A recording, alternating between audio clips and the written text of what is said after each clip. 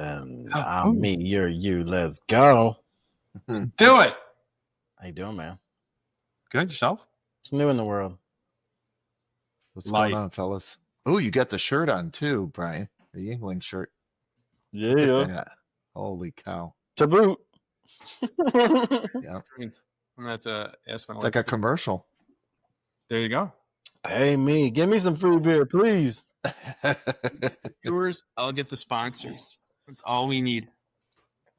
Man, oh man. What was I gonna say? What's going on? What is oh, so should we talk about Trump right now? Or Epstein? What is our main focus today? Today we're going in on fear. John, how you doing, brother? I am good. How are you guys doing? We're doing fantastic. Doing okay. Awesome. Wrestling with fear. Ooh. So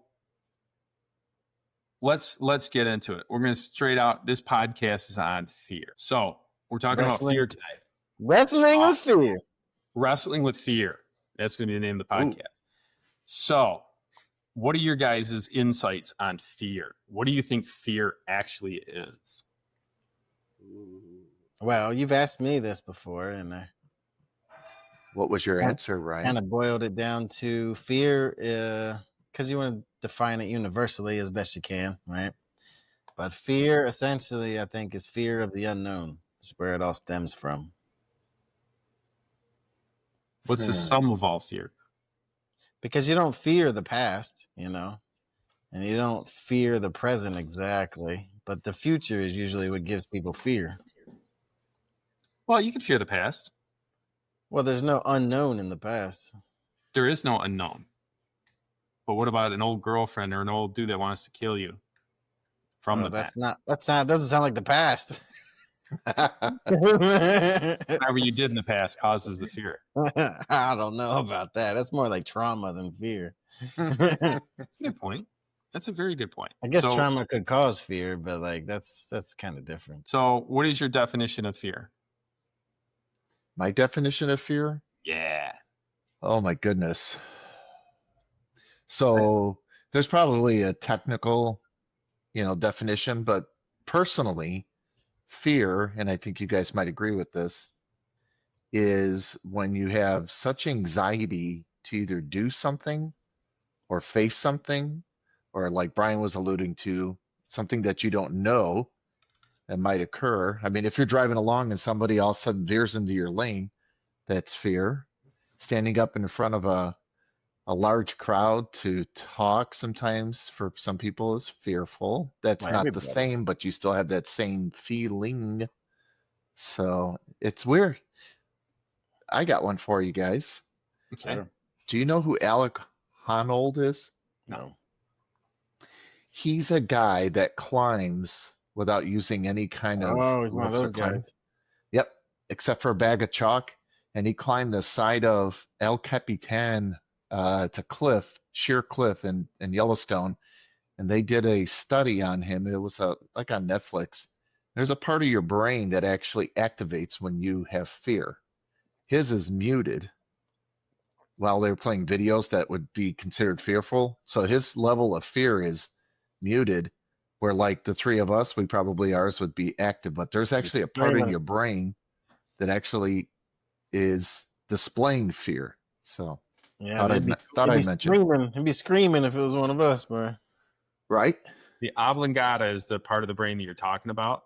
So the definition of fear is a natural. Here, I want you guys to see if you agree with this. I literally had a conversation with ChatGPT, and I talked ChatGPT out of what it originally told me. Fear is a natural emotional response to perceived threat or danger. It's a part of the human survival system and designed to protect you. When you're experiencing fear in your brain triggers the fight, or freeze response. Release hormones like adrenaline and prepares your body to respond quickly. Yeah, chemical dump. So do you believe in that? Sounds about right. Yeah. Sounds about right. So I said, so fear is your mind and body's way of saying something's not right. Now I agree with that part. Get ready. I agree with that part. Actually, fear percentage of threats. And then it gives you a for instance. Actual fear if a car swerves in front of you, that's fear. Chronic fear, like John was talking about, anxiety might happen in failure, rejection, or public speaking, which is number one phobia. A phobia is intense, irrational fear of specific things: heights, spiders, talking. Irrational. Like you're afraid of something. Like people that are afraid of spiders, a spider is 1 in a million size of you and weight. Seems like the heights one is terrified. rational. Huh? Seems like the heights one is rational. If you're in an airplane, you're generally protected, and airplanes are the safest way to travel. That's an irrational fear, right? Now, when it comes to, then I started talking to it. I said, when it comes from biological, the Amygdala part of the brain processes fear.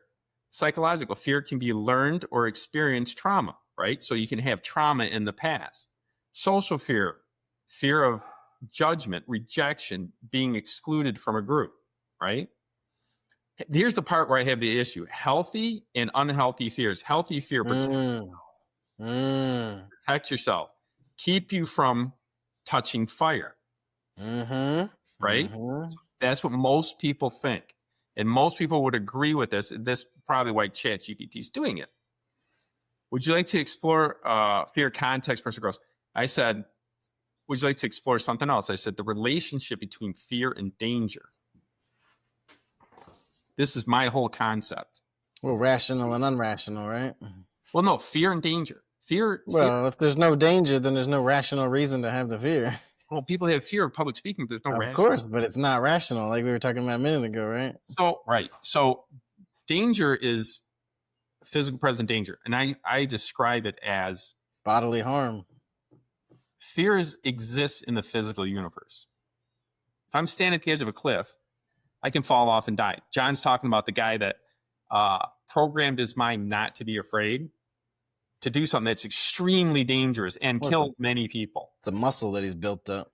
Exactly. It's the fear. You're mitigating fear in your brain. The more you mitigate it, the less it talks to you.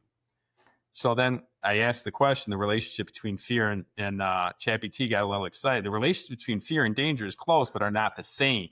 That's where people get confused: fear and danger. Fear is an emotional response, mind and perceived. And danger is a threat to your safety, well-being, or values. When fear and danger match, a snake lunges at you. Fear, you jump back. Is that true? Does fear make you jump back from a snake jumping at you, or is it your understanding of danger that's dangerous? I think both. There's my point. Both. So when fear and danger don't match, public speaking, feeling terrified, right? Fear of rejection, stopping, it doesn't match. So it gives you a bunch of It sounds like it's the same split, though, that I was thinking before. Well, rational fear and irrational fear. Mm-hmm. I was trying to get ChatGPT to understand something. Make that distinction? To make the distinction between fear and danger. Right? Because fear only exists between your ears. That is a splitting of the hairs, but it is also an important... it's an important distinction. You got to delineate the two, right? We're going to talk about your fear in a little bit. But with my concept, and I think John's the same way, because we're martial artists. We're, physically, we're not scared of anything. When it comes to physical altercations, if someone yells and says, "We're going to kick your ass," we'll probably smile. No, it's the unknown. Well, we train. We can fight, but does he have a knife in his pocket? But does he have a gun in his pocket? It's the unknown. We know how to handle a little bit of knife and a little bit of gun. The number one thing of anybody listening to this podcast is, if somebody has a gun to your head and says, "Give me anything you want," you give them everything you want. Yep. If they say, "I'm going to kill you," then you try. Does that make sense? When it comes to a last-ditch effort, you go for the last-ditch effort. Yeah, if it's already set in stone, it's like, well, whatever now. If someone wants your car, I go, "Here's my car. I live in Detroit." If it's material, if it's just strictly material stuff. They're making a new one. So now I ask the distinction between it. It appears to me that you're confusing fear and danger. If a car's coming at you, the danger is real in this world. But fear of that event is not helpful. Either digging your head in the sand like an ostrich or running into it like a rhino. right? Crippling fear, right? Well, so fear, like fear of an event is not helpful. Fear can overtake you. IQ points, and then it got back to me with this. Danger is objective. It exists in this world. Fear is subjective. This is the distinction it finally made. It is a psychological reaction. If you're pointing out something critical here, fear is not always helpful. I don't think it's ever helpful. Even in a present danger. Let's break down your example. If a car is coming at you and danger is real, the fear of it is not helpful. The understanding of this is a dangerous situation and getting the hell out of it is very helpful. And fear drops your IQ point. I said it drops your IQ point, but it gave me a better analogy. Exactly what's helpful in the moment is action, clarity, instance, and motivation. Fear might paralyze, delay, or confuse you. That is a problem. When people call fear helpful, it really, the awareness and training to prepare yourself to panic and dreams. Most better framing. Danger is objectively here. Speeding car. Fear, biological reaction, may or may not serve you. I don't think it ever serves you. The ability to biological reaction? The biological reaction of fear. It's a biological. Isn't that a psychological event though? The psychological event triggers a biological response. True, but right? Maybe I'm splitting too much, but yeah. Well, I'm trying to get the distinction. So I actually said a couple more things, and it said fear is a physical or mental feeling, typically not helpful. This is what I said, making you aware of a situation might be the only way it's helpful. Danger, i.e. car coming at you, is typically an alert response, getting out of the way. I'm having a hard time relating fear to being helpful. Right? I'm having a hard time. John's smiling. He gets it. You're on point. You're expressing something that cuts against a lot of common thoughts and often lazy thinking about it. Let's clarify the position, sharpen the event. Your insight. Fear is a feeling, mental, physical, usually not helpful. Danger is, right? And your response to danger can be immediate and affecting without you. Here's the part where the point is the most prevalent for me. I asked ChatGPT, I heard when you're afraid, you lose 20 IQ points. Is that true? That's really something I've done some research on a little bit lately. Is fear helpful if you lose 20 IQ points? And it says when you're afraid, your brain, it doesn't really, you could say it loses 20 IQ points, but when you're afraid, your brain shifts from the prefrontal cortex, where the logic and reasoning and planning live, to the amygdala, where the threat response center, the part of the fight, flight, or freeze. So that doesn't sound helpful to me. From switching from your analytical in a dangerous situation to a fight or flight response. It's not. My point in case. So why? Yeah. So why you lose 20 IQ points is a metaphor. The effect is real. Decision-making becomes reactive. Short-term memory and focus drops. Complex rationality shuts down. Emotional control weakens. Does that sound helpful? Does fear sound helpful? I'm going to spin it on you a little bit. Oh, geez, here we go. I told you. Okay. All right. Somebody gets in your face and they want to punch you. Okay. I've been kicked by a 6'2", 260-pound guy. Something like that. 14 right? claw. Yeah, 14. What size shoe do you wear, John? A 14. Oh, by the way, I just got everybody's text messages. It's crazy. My phone acts so stupid sometimes. So if somebody's ready to punch you in the face, let's say you're an untrained person. That's a different ball game, though. Right. That's the whole crux of what we're talking about. So level of fear, untrained, is going to be way higher. You're going to make irrational decisions. Trained person, do you still think that they have a level of fear, but then their training kicks in? Meaning when the fear kicks in, you have an emotional response that's actually helpful. You know, because you're not walking around ready I'll to say, kick somebody's here's the ass, whole right? thing. Let's redo what you just said. Try and say what you Right. said a different way. Okay. In what fashion? In what So context? just let's go with there's trained and untrained a trained or untrained person. Okay. You're still having fear in both situations. To what level, I don't know. But it's like normally you're going to react differently. A trained person's going to react differently than an untrained person. For example, like I have friends that are police officers, right? They don't walk around, they're always aware, but they don't walk around like somebody's going to try to kill me today or whatever. But when the situation happens, the fear part puts them in a different mode. Click, goes to a different mode. It's like the fear helped them get to the other mode. Does that make sense? Well, You know what I'm saying? the only thing I can think is helpful in the total description of what I said is the designation of danger. Oh, there you go. Okay. Okay. I missed that. Realizing there's danger. Snake, guy with a gun, car coming at you. Yep. Fear is, and I don't even know if it does that. Is that fear or is that awareness? That's alert. Isn't it a reaction? That sounds How like you alert. react? Talking about reflexes. We're going to get into that in a second too. Oh, cool. Okay. Okay. So this is the part. Is fear helpful? I think fear is not helpful. I think it's bullshit. Anybody that says fear is helpful is bullshit. I think you're wrong. Prove me Uh-oh. wrong. I think Okay? you're wrong. Prove me wrong. Yeah, well, let me finish my thought.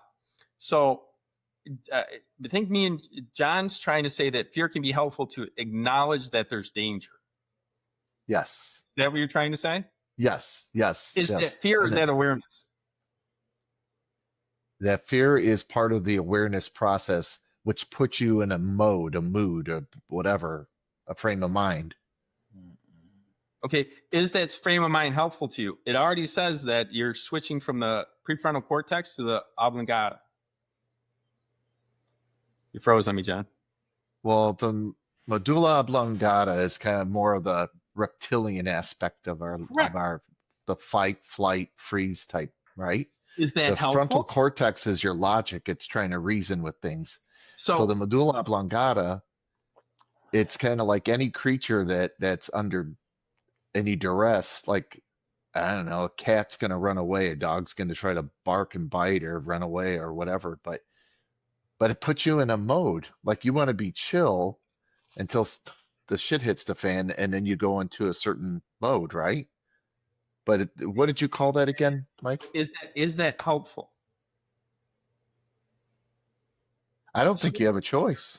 Prefrontal cortex to your oblongata, medulla oblongata, is that helpful in a tough situation?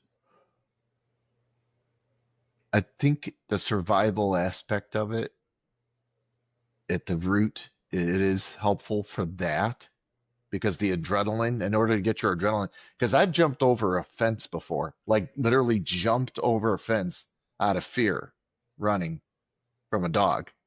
Like, I don't think I could do that if I wasn't in that adrenaline pumped up fear mode. So it did help me, but that's one instance. But I get what you're saying. If you're a race car driver and you're scared to pass somebody, you're never going to win. I get that. Well, not the win, but let's say you got in an accident recently, and what you're supposed to do in racing is when you see a pile of smoke, you're supposed to go for the middle of the pile of smoke. Because what's starting the fire is off to the side, so you go through the middle. Does that make sense? So that's a prefrontal cortex response, but fear would make you do a different response. Ah, good Do you point. see my point? Okay. That's why I don't think it's helpful. Because it says that you really, I heard you lose 20 IQ points. I don't know if you lose 20 IQ points, but it had a great, it had a great segment in there. 20's too far. It's up. It's not 20, but they say on average. It's a stretch. I trust me. I've been doing some research into this because I'm gonna write a fucking ebook about this shit. Because, dude, this ties into one of my campaigns of war in life, and it's against emotional thinking, which is what this is. Well, fear is an emotion. I agree. And But when you have emotional thinking, your judgment is clouded. And when you have emotional thinking, all these things pop up that aren't normally there. Your IQ, like you said, I think it's 10 to 15 points actually goes down. Your IQ goes down. I think it was 19. I just over exaggerated and said 20. I don't know. I was doing some research with Grok. He was kind of saying 20s is overblown, but okay. Yeah. But it does. Even that though, a standard deviation of dropping of your IQ, even if it's I was kind of highlighting the fucking magnitude In an of emergency situation is not helpful. that. Right. You should not make emotional decisions. You should not use any emotion to make a decision. It is an indicator at best. Yes.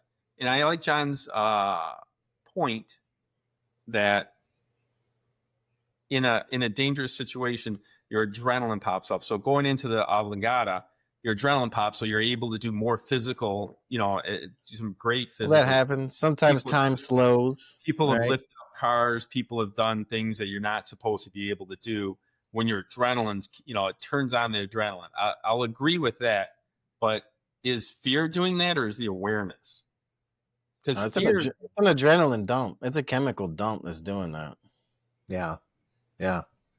Because awareness. We weren't doing that 5 minutes ago. Exactly. Yeah.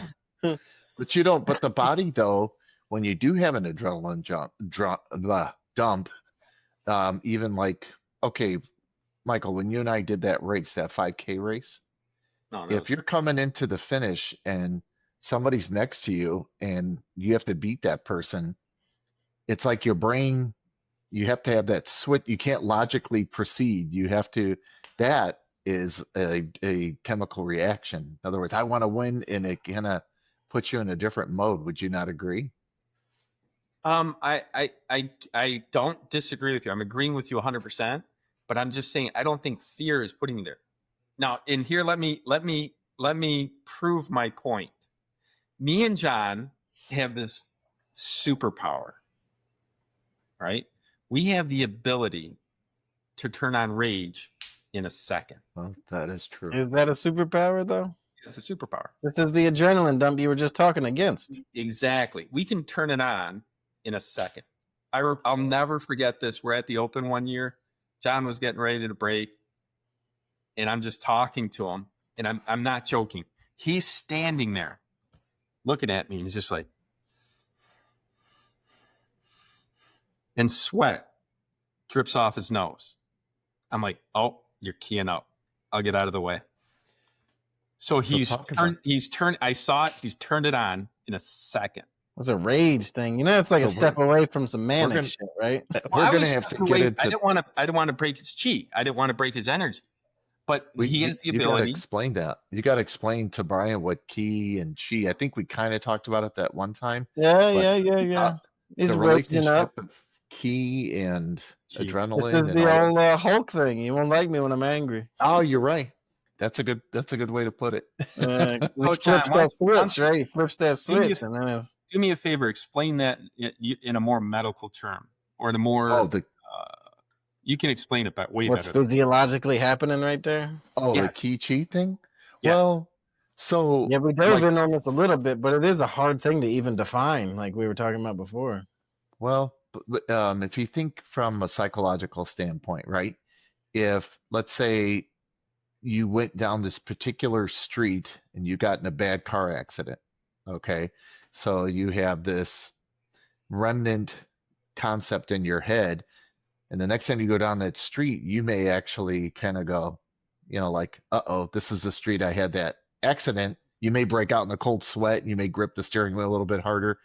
It's like this reactive thing that's imagined in your brain. Well, what we do when we train, if we're going to do something, because you can break your hand, your arm, your leg, your back, so there's a certain amount of respect that you have to put forward towards it. And the way we look at it is, when you key up or chi up, I think I used the last example as like a sprinter. A sprinter has to get like really pumped up. You don't want to get on the line all mellow. You want to be like ready to go, horse ready to come out of the gate hard. So it's like, it's something internal that you can turn on if you train it, and then direct that energy to a very fine point.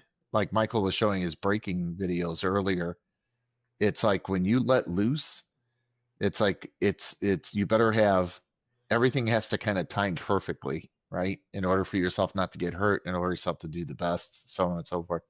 I've heard of like some crazy stories, man, where, people do some nutty things while they're keyed up or cheat up, physically. Well, that steps into like a manic almost thing. Because you insert that rage, and that's the oh man, there's so many men that I've talked to who actually don't want to go to these places because they don't know if they can control it. I've talked to many men who've been in these places, and they say you can't control it. Interesting one. But that's kind of tapping into that like amygdala and stuff, that reptilian brain. You kind of chemical dumping from there is kind of what you're channeling. But I don't know the exact process of it. But you ever watch those police videos where somebody gets shot with where the prongs go into the person and the stun gun, right. and the person rips them off, and they're not necessarily on drugs or anything. They're just that's adrenaline dump. That's adrenaline dump. And it's kind of like there's some relationship there, where you biologically, and like I remember that one guy was a Navy SEAL, and they were shooting him, and he was just ripping them off like taking off a shirt, and it was just like he was still coming at him. And yeah, what a feature! What a feature! Oh, can you imagine? Can I share this with you guys? So, John's saying, this protects us. Yeah. In the beginning, he said, so that's where it comes from. We're building all this rage. We're building our adrenaline. We're building our chi energy. And then whenever we do something very hard and difficult, it protects us. Let me show you how damaging, if you don't mind me, I'm going to share screen. Okay. So this is our friend. Go full screen. And Drew Serrano. Now he's going to break. Watch what happens to your body when you hit. Watch your body. Watch what happens to your body.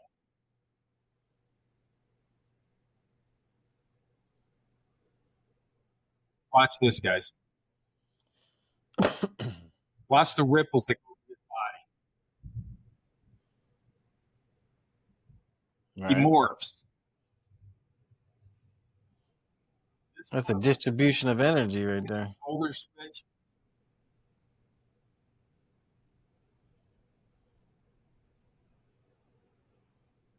It's a distribution of energy right there.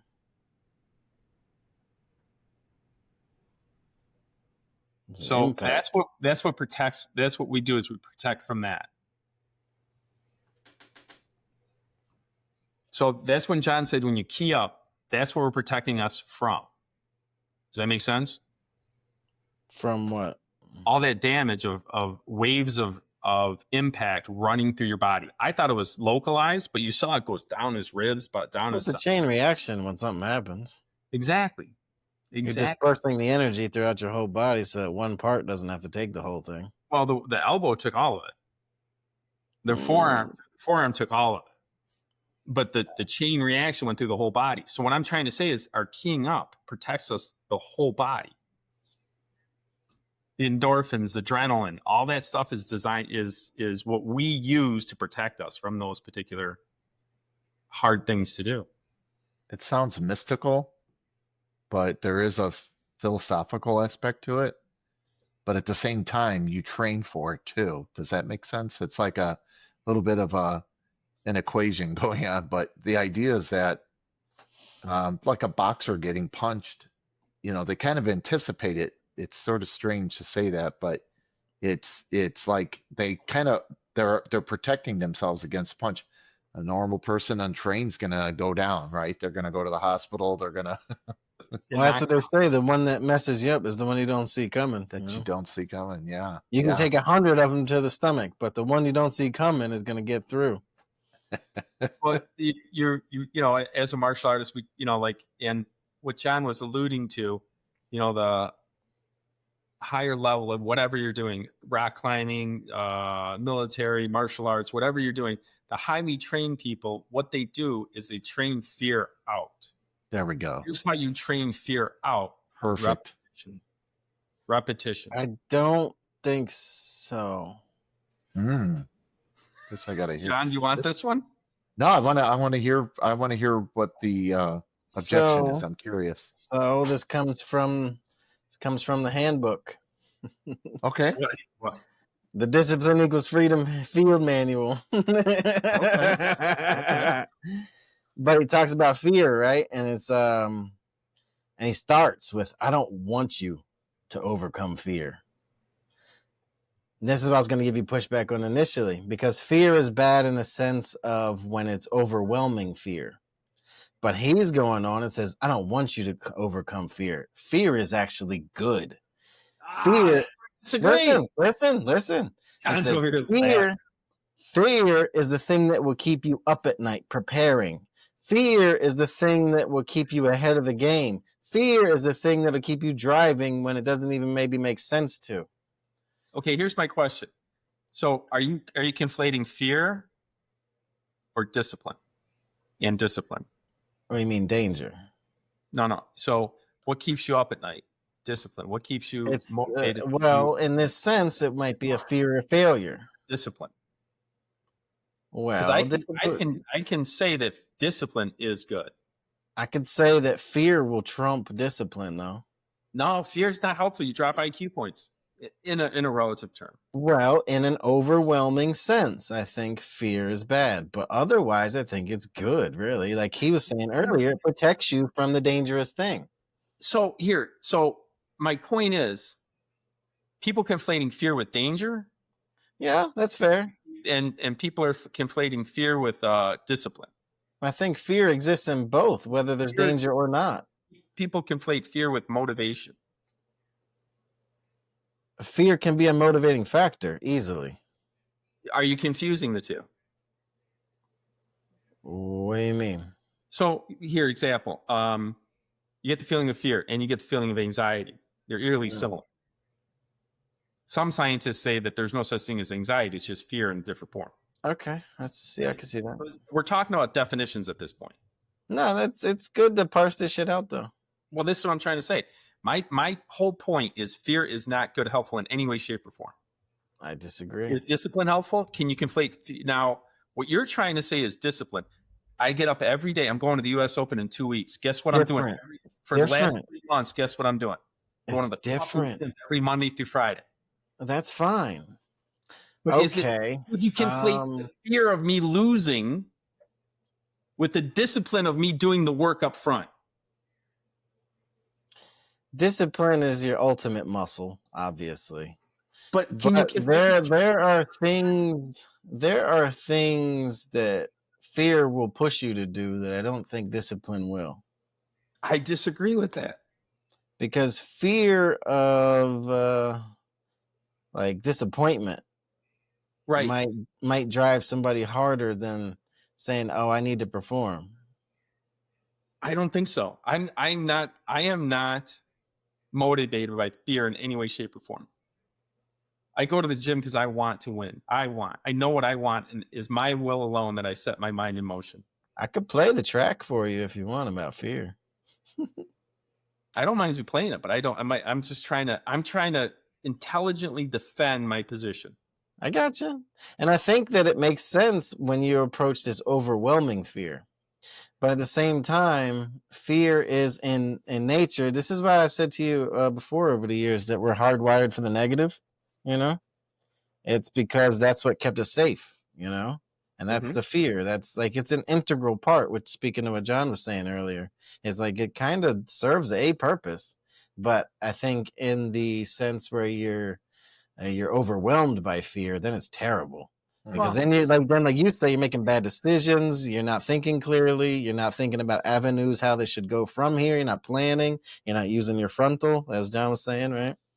Yeah. So my point is, are people conflating fear with other emotions or other attributes?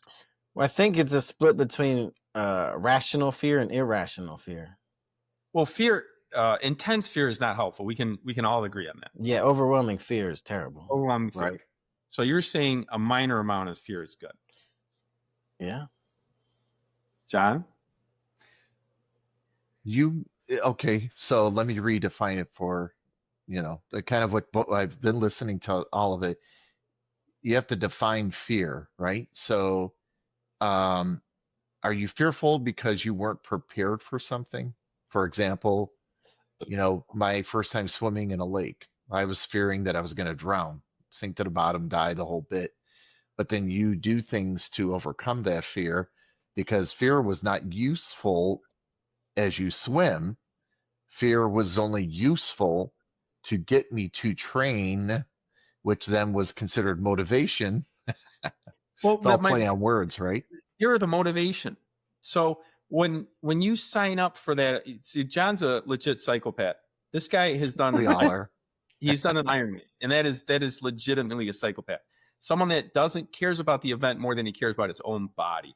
This guy swam for 2.25 miles. What was this?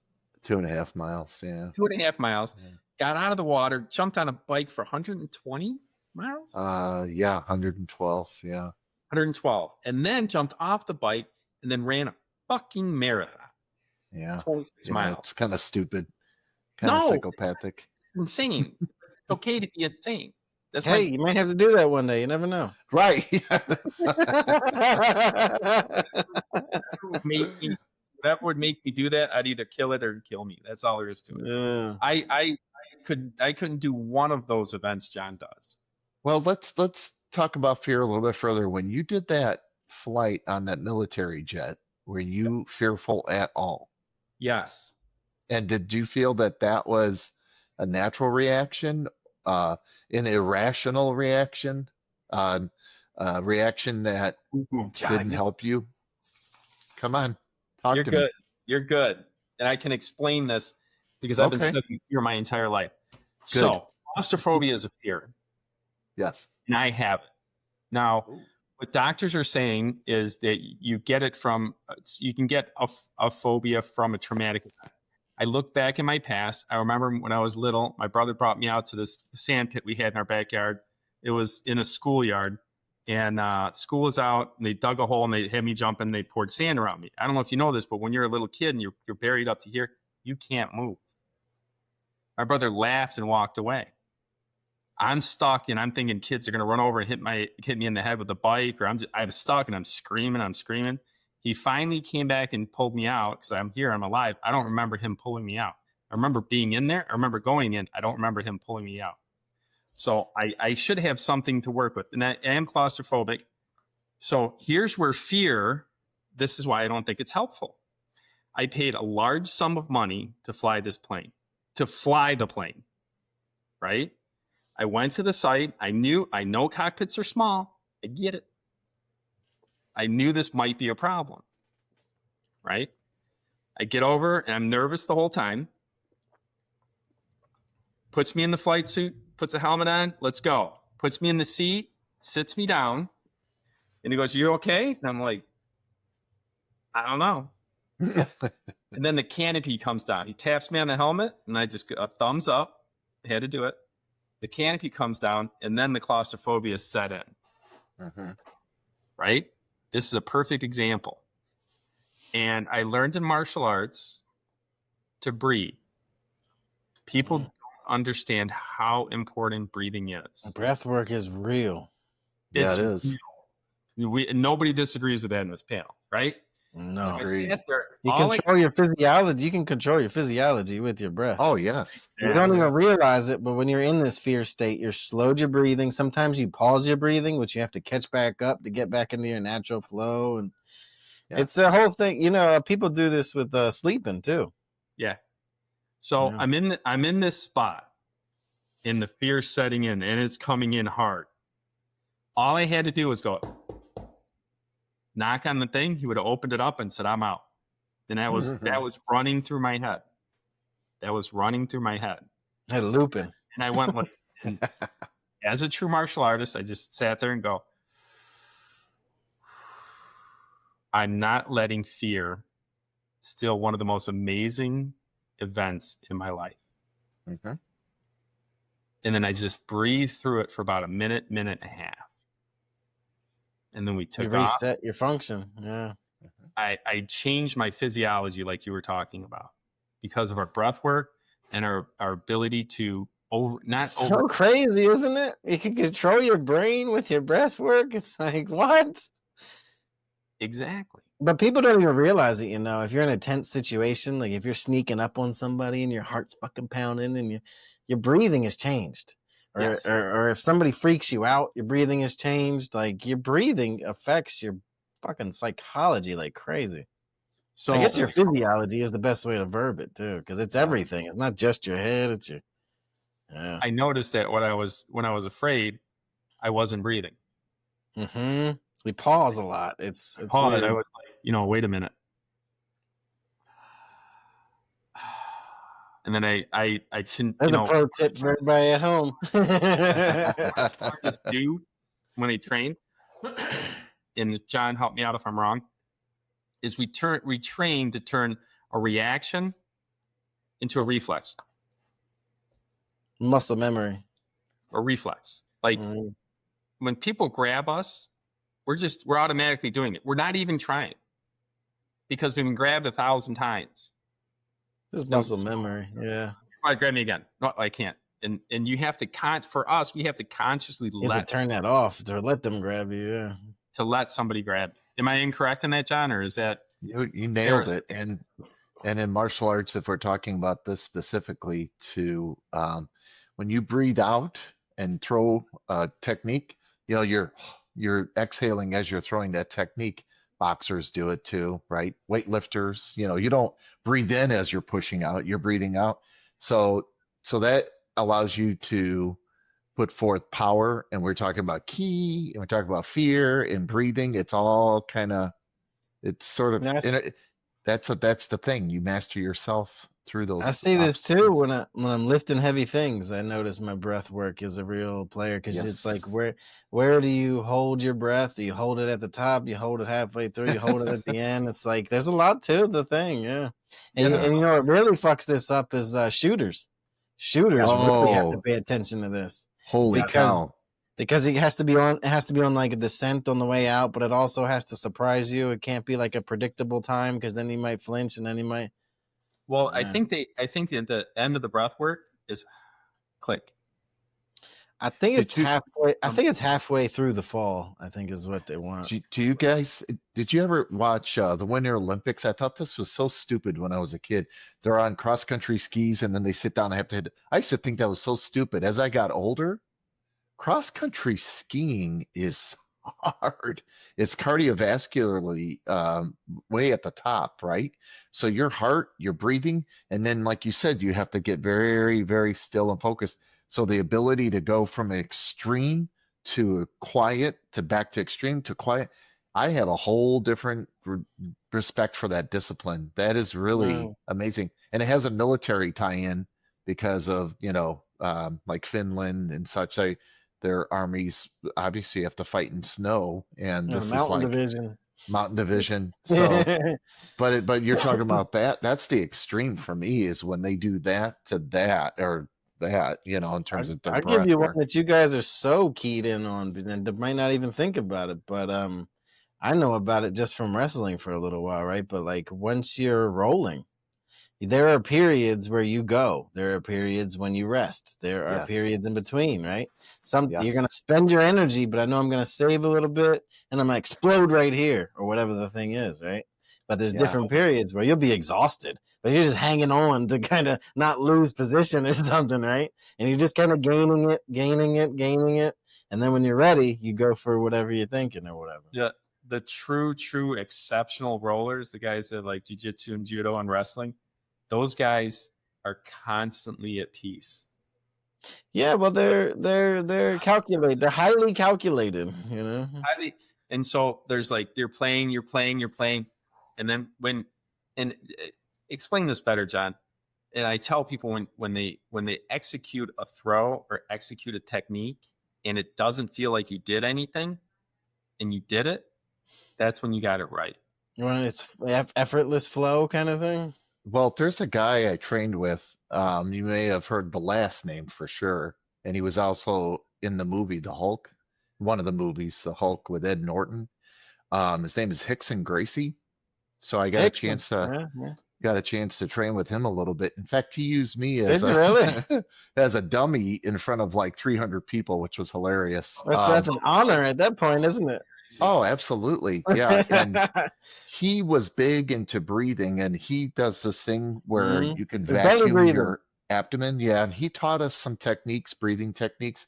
And he said in jujitsu, he literally, this is no lie, after an 8-hour session, he had whoever wanted to grapple with him at the end of the Seminar. session, I guess you could say, there was a line of about 20 guys, right? And we were all done. We were all toast. And 20 guys were like, oh, I get to grapple with Hickson.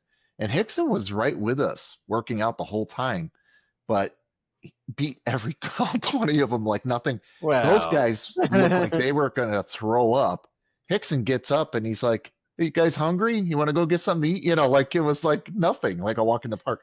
Now, he attributes all of that to his breathing Yeah. and conservation of energy. And like you were saying, Brian, when you do something, of course you have to put forth the effort, but in between, There's these little says you catch calm. periods, right? It's like you're catching Yeah. your breath almost. Yeah. So just to tie everything back to fear a little bit, he was telling us a story. You're going to like this one, Michael, too. He was saying he was learning he was talking about like timing and bravery and fear and all that, and he said in the jungles of South America, uh, sometimes what these guys do to kind of eliminate, they usually have like tigers or panthers or something that are attacking a village. These Mm. guys will actually use themselves as bait Mhm. for this tiger or panther to come at them, or a leopard. And he says what they do is they lay a sharp spear in the grass. So let's say leopard. And what the leopard does just before it attacks, it leaps. Mm. And they said what they do is they sit there like bait. And as this leopard's coming at them, they have to sit very There's still. some training for you. As this thing jumps, guess what they do? They pull that spear and it basically, like in a Impaled movie, it itself. impales itself. Yeah. Yeah. That's how they kill these creatures that want to There's some kill. fear training for you, right? And that's what Hickson was telling us about fear, is he says that's probably in his mind the bravest, where you put yourself as the prey and allow yourself to be able to impale this thing. What's a fight with a human at that point? All right. That's the idea. So I thought I'd share that with you guys. Yeah. That's a cool one. Yeah. Big point, John. Now Crazy. let's take the next step. And what is courageous? Oh, I got one for you. Well, I'm courage talking an only awful lot. exists if there is fear. So, Oh, hey, Like, is with that, Superman courageous? Is Superman courageous to you guys? Would Superman be that's a considered good courageous? question because he can't get hurt, right? Exactly. So would he be considered courageous, or would somebody that's mortal and maybe weak that has to do the same I'd thing? probably say he's more brave than courageous, huh? I don't even know if that's the case. Because if you're invincible, in essence, are you really courageous and brave? Or is he more helpful? Like if you're immortal and you have the chance to die, that hurt my isn't brain. that more brave and courageous? Well, he still has the kryptonite thing, so that's a thing. Yeah, but we're not talking kryptonite. We're talking about The straight I up don't know, Flash. I got you. straight up, here comes a leopard at you. Superman would just stand there Yeah, and, he can't have courage without fear. there you go. Think about that one for a little bit. That one hurts a little bit because it does. It does, and here's why. It's because I mean, legitimate by the definition. You can't have it. you can't have bravery or courage without fear. There's So got to be is something, Superman- loss So of life. If Killer's 007 right here is fearless, he's not courageous. I mean, for my cursory glance at this, I'd have to say he's not brave or courageous. No, he's No. not. By definition, he's not. He's helpful. He's helpful. He's like the maid. He's like the mate. I wouldn't necessarily call him a mate. He's got his dress on. He's doing his thing. Cleaning up a mess. He really- That's I mean, funny. for him, it's cleaning up a mess, just like a maid. But you're right. You're right in a way. Like, it's like you can't get hurt, right? So what the hell's he had No. to fear? He's like, I'm just taking out the trash. I don't know. I'm not gonna get hurt. So who cares? I'm not You don't have to be brave or courageous. Oh, you want me And to go pick up his that car? amygdala is not going to be firing off because he's not afraid, you know? No. So a boring Superman. what is Not made. brave or courageous? Helpful. He's He's doing some helpful. house cleaning. That's it. A boring super. Let's get Superman out of the picture. All the super. Superman is out. Okay, got it. What is courageous? What is courage? Ooh. It's in the face of fear what you do, not in the absence of it. Well, would you consider a cancer survivor courageous? I consider them a survivor. Yes, Because they've been described as courageous. medicine can kill you. Because they can exhibit courage, but they didn't ask for that situation either. Well, it's I'm back to there is no fear, it's danger, right? So being courageous would be making the decision of how you want to cure yourself and looking. You can't have courage without fear, though. Well, that's a point that I want. That's why I brought it up. That's why I brought it up. Let's think about that. Let's think about that for a second. So, in a cancer survivor, a cancer situation, God forbid anybody, I pray to God that nobody ever gets cancer the rest of my life, or the rest of anybody's. Seems inevitable, but okay. Here's another reason why. Here's another reason why fear is not helpful in my life. My mother got diagnosed with stage 4 ovarian cancer, one of the worst ones. And the doctor said, the only thing the doctor said that was true was that you got about 1.5 years to live.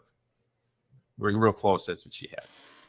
Now, we went to this other alternative medicines where there's Cantron and some other things. And the guy was talking, and he was a doctor. And he got raided by the police because he said, I said that this can cure cancer. I didn't say this. But he went through the room and was trying to sell this very inexpensive treatment. And my mom was like, oh, I brought it over to the doctor. And the doctor said, no, that's just snake oil. Huh. Right? And the John's look on his face wasn't a great doctor, John. There's great I love doctors. Doctors are great. This particular some. There's a lot of them. I'd say the large majority of them, because they're actually heroes trying to help people. Well, how many of them suggested that people take the jab? Well, let's get off that for a second. That's another podcast. All in all, it's not. You're saying doctors as a whole. I'm like, they did this too. Here, doctors are told by other doctors and higher ups what to say, or they lose their job, or exile during that particular time. Now let's get who's the doctor's loyalty to? But doctors only know certain things. Here's with my mom, my mom said, what would you do? And I'd say, I'd take both. I'd do what the doctor says, and I'd take Cantron, right? And then thank everybody when I get cured. That's what I would do. Right? That's what I would do. Because I try everything. My mom went to the doctor and, chemotherapy and all that. He was right. It was 1.5 years. Now, I went to a doctor, and 2 doctors told me I need my left knee replaced. The second doctor said, your right one's 3 years away. And I said, okay, well, I'm going to go, I'm going to go through the finishing of the process. You got to go to the doctor, get diagnosed, take x-rays, try the shots. Shots don't work. Then you go to physical therapist. You go to physical therapist. That doesn't work. You get your knees replaced. I went to the physical therapist, and I told him what was happening, what was doing. He goes, I think you've been misdiagnosed. Mind you, 2 surgeons, all they know is surgery, and all they do is knee replacements. Said I need a knee replacement. I went to the physical therapist, told him, showed him. I literally did something. I'm going to the U.S. Open. I bent down, like sitting on my feet, just standing up, sitting on my feet. I couldn't get back up. I was mortified and totally embarrassed. I grabbed the parallel bars, picked it up, and I said, yeah, this is ridiculous.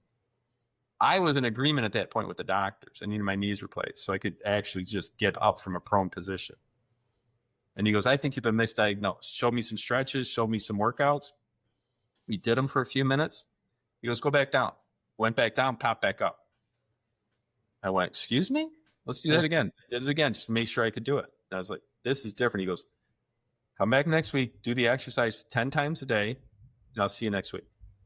And he came back and he goes, what do you think? I go, I'm about 90% cured. He goes, fine. He goes, I said, I'm 90% better. He goes, you've been cured. You've been misdiagnosed.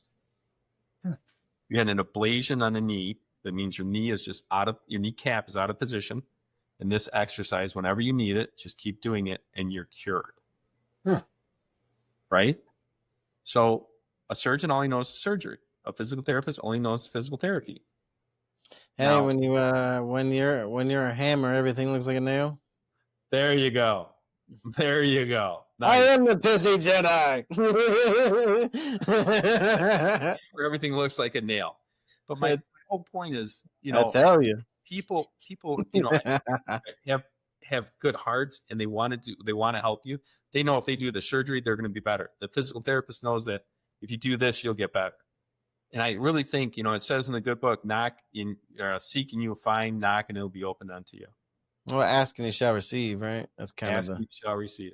Because you have to ask the question to get the answer to what you want to know. So back to courageous. So what is courage? What you do in spite of fear, not in the absence of it. John, what do you think? A boring Superman, for God's sakes. Yeah. Woo, dude, he made Superman wear a dress, man. That's crazy.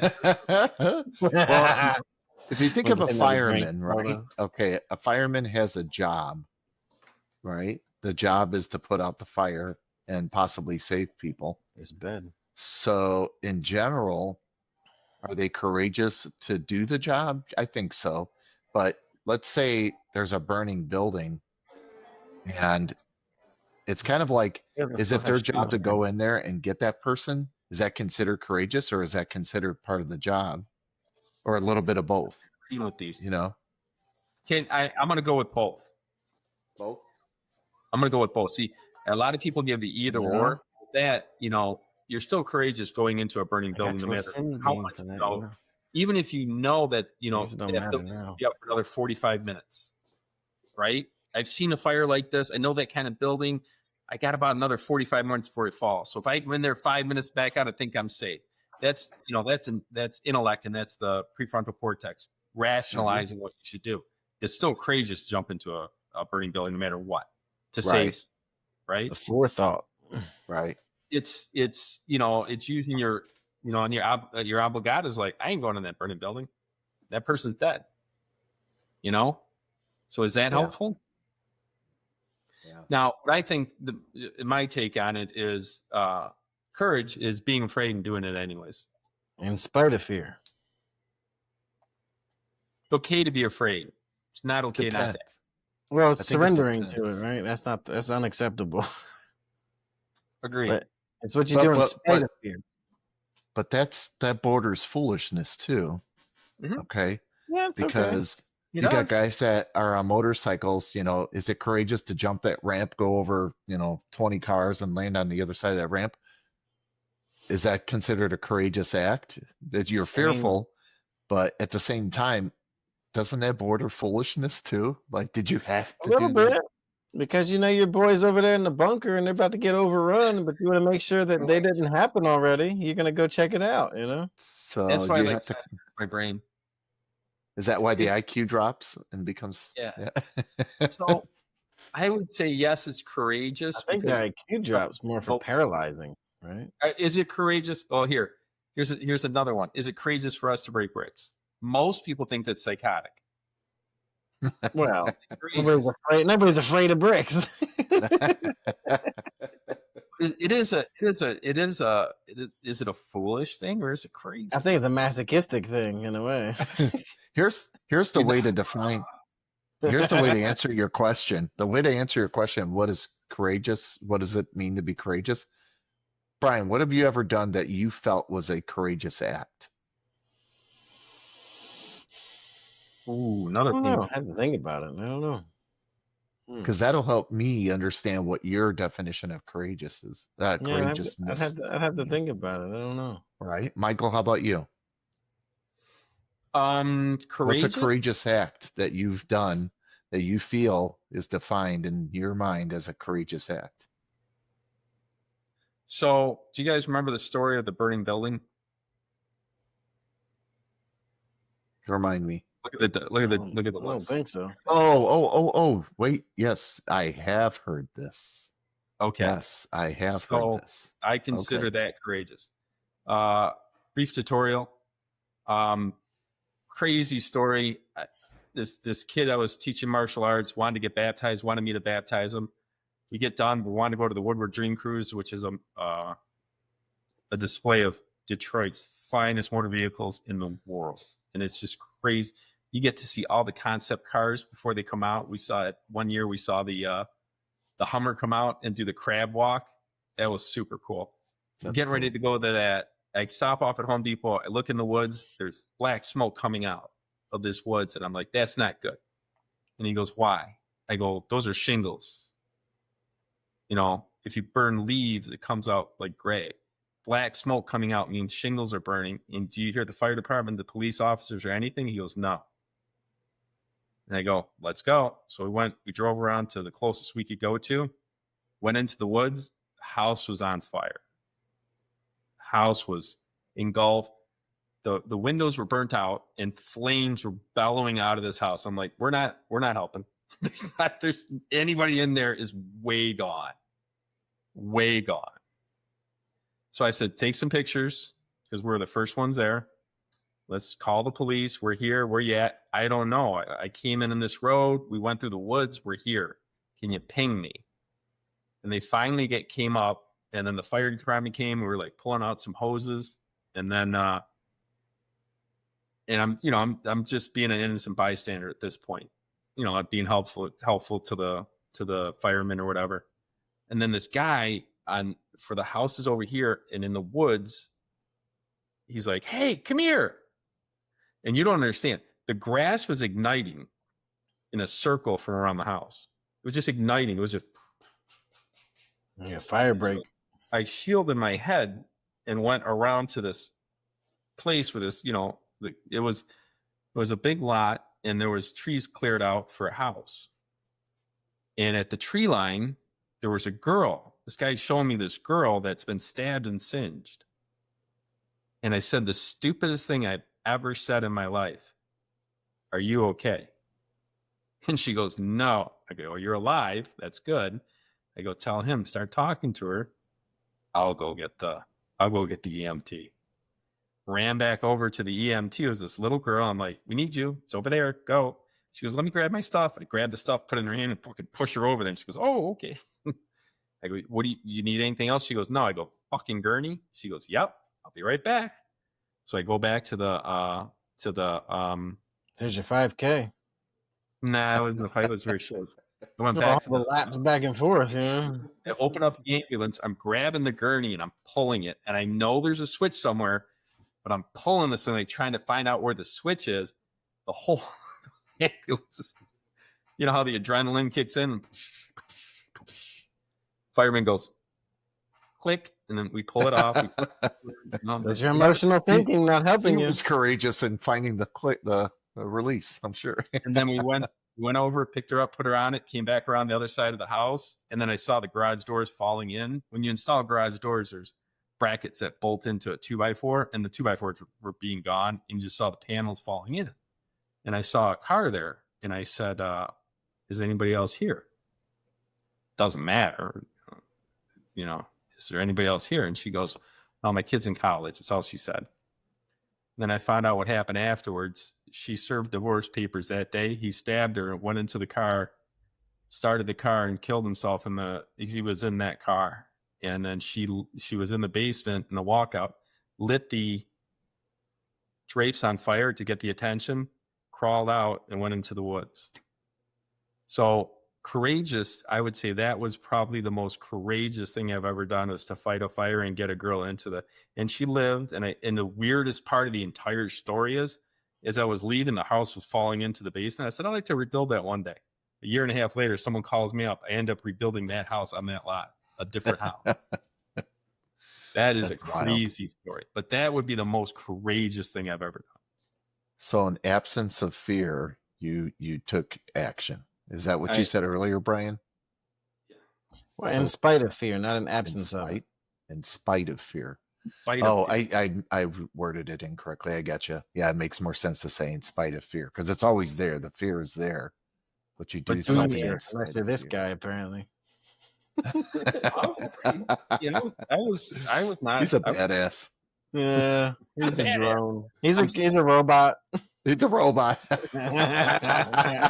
Hey, but there's something to be said there too, because dudes, I don't think women really have this ability, but dudes have this ability to turn off emotion and just whatever the fuck is in front of me, I'm handling this shit, and then whatever after, we'll deal with that later, right? Have you ever seen a mama bear though? They call themselves mama bears when, like, say somebody messes with all kid. Emotion, though. I wouldn't want to get in the middle of that. That's the opposite of a robot. That is true. Agreed. That is so true. Yeah. Emotions can be helpful, but indicators. See, this is the big thing, dude. I swear to God, this is like what I'm thinking is mostly wrong with the world right now. Honestly, this is why I'm gonna write a fucking ebook about it, because I feel it's so important that people need to get this through their head. And I guess I won't give it all away, but damn, emotional thinking is really ruining things. It's everybody's too tied up with being good now, and they need to start worrying about being correct. Ooh. That's a big difference. Truth is another podcast. That's a truth is every podcast. This is Truth is a totally different podcast. Truth is every one of them. It's woven into it. But how many people do that now? Everybody wants to feel good versus being correct. They want to be seen as the good person. All this fucking virtue signaling and everything else, right? Oh, but they're Muslim immigrants. They got no place to go. Well, is it the right thing to do? Nobody ever stops to like question it, because most people will sacrifice anything to the altar of status, even their own kids. No, man, I don't know. And women especially. I've seen this. I've seen this especially in women. There's an illness. It's called Munchausen syndrome by proxy. Say that again? Munchausen syndrome by proxy, correct? Yeah. Yeah. And so what it is this is the worst thing I'm going to say ever on any podcast.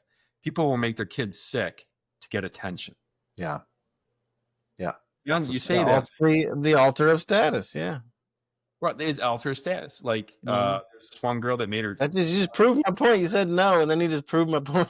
I'm not saying no. I'm saying, yeah, there's syndrome by proxy. I hate to say this, but it might, to your point, Bri, is, do you think people that let their kids pick their gender and then tell the kid what gender they are is Munchausen syndrome by proxy?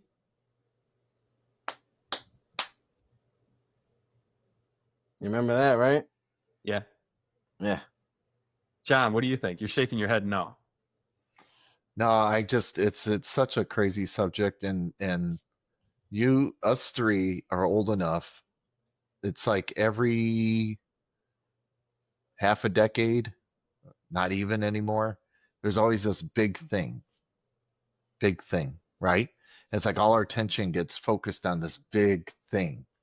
And I find, like, the older I get, the more I become not as engrossed into it, like entrapped into it, like you were talking about, Brian, captivated by it, where the emotions are just so, you almost. Then the people who do, their IQ is dropping, man. Their IQ is dropping, and they're easy to be found out. They're easy. You could point at them and go, yep, and it's weird. It's like I say, the older one gets, you become very observant, and not that you become critical, but you've seen it either before or you understand it enough not to fall into that trap of, this is that fear muscle, this is that fear muscle all over again. Yeah, Yes. I have to because agree. you're getting almost numbed to the situation because We're I've bringing it seen this all before. back. I don't I've know if I'm seen in this the center. before. I don't know if I'm in the center, but I'm like both you guys' points. Here's I see another. you in the middle. I don't know if he does, but Are you in the middle? I'm in the middle. John, are you in the middle? To explain the middle, give it in. well, outside the 3 screens here, he's talking. Wait, say that. Say that again. So I'm pointing to both you guys. Oh, is that what you're doing? So you're. Oh, okay. I'm You're 100% right. And here, I'm somewhere in there. He's our so moderator. what do you guys think? Fear. What do you guys think about global warming? I think the weather is always changing. John? So, okay, you want to go there? Yes. You want to go there? Okay, good. Okay. There are things that are logical, and then there's fear mongering. Okay, hear me out. Logical and illogical. If I want to fear monger, I say things that are very extreme. Okay, Correct. got it. The other way too is you fear monger by saying the other extreme. You say, it's not a problem. Come on. The other one is, oh yes, it's such a problem that we need to, do whatever. It's better to understand the situation as best you can and not be like, okay, this is how it is. You have an opinion to where you're like, that's it, I'm dead set.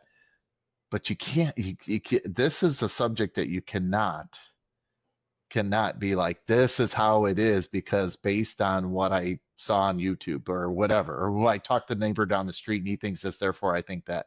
You have to take it all into consideration. So here's facts. Here's the facts, right? Over and over. We are driving a car that's spitting out pollutants that we've dug up from the earth that enters our atmosphere. The atmosphere is not that thick, boys. It's not. Can it be affected? It can. Can that affect weather? It can. Can it melt icebergs or glaciers and such? Yes. But at the same time, does the climate change also? Oh God, yes. We don't have enough span of measurement to say this is what it is. Are we contributing to an issue? Yes. But is it definitive? No. So and did you know our oceans actually absorb a lot of this, and our earth is covered 3/4 with water, so on and so forth. And if I'm not mistaken, there's a hole in the ozone layer. I think it's in Antarctica that when it comes through it lets out into the used to be, isn't it? Used to be, because we use chlor. We use it's like 25 years outdated. Yeah. well, that's why we changed refrigerants and all that stuff. I thought it was over Australia, really. Yeah, it was. No, he's right. It was over. Well, it might have been a southern and a northern, but anyway, there was like a hole in the ozone that was shown to be an issue, and it in essence repaired itself. All of this is feeding back. Here's my point. John, you help me out with so much you don't even know. When you these calm conversations you have with me, because I'm the ADHD guy that's got, I got to figure all this stuff. I got to do all this stuff. I had 800 thoughts when he was talking. I don't know. Here's my opinion on the entire thing. So, like you said, your point, John, that we're older. I remember in the 80s, it was the Ice Age is coming again. Remember in the and then after 10 years, you said it exactly. Every 10 years, there's something else, right? He said half a century, every 5. He's saying, but yeah. And 10 years later, they said acid rain will kill the crops within 10 years. And then after acid rain, they said, what was the other one? There was something else before global warming. So it's 80s, 90s, 2000s.